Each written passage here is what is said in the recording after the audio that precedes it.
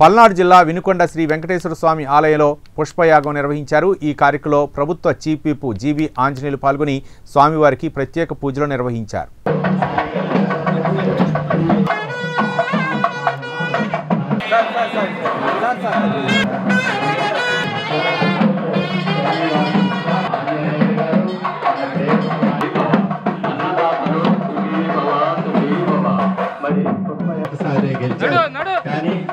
వినకొండ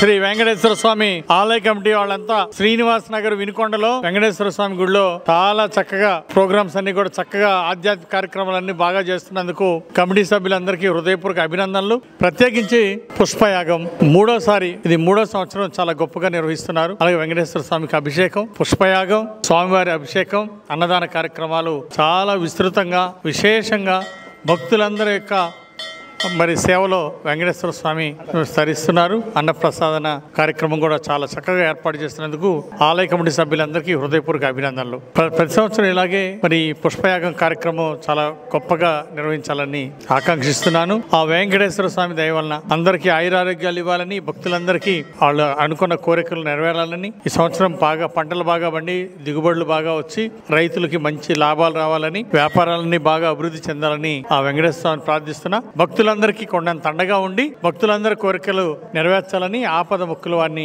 వెంకటేశ్వర స్వామిని కోరుకుంటూ ఈ కార్యక్రమంలో పాల్గొన్నటువంటి జీడీసీసీ బ్యాంక్ చైర్మన్ మక్కన గారికి, అలాగే షకీలా గారికి, వచ్చినటువంటి భక్తులందరికీ, కౌన్సిలర్లకు, మిత్రులందరికీ అభినందనలు తెలియజేస్తూ, మీడియా మిత్రులందరికీ శుభాకాంక్షలు తెలియజేస్తూ, ధన్యవాదాలు తెలియజేస్తూ సెలవు తీసుకుంటున్నాను। ఓం వెంకటేశాయ నమః।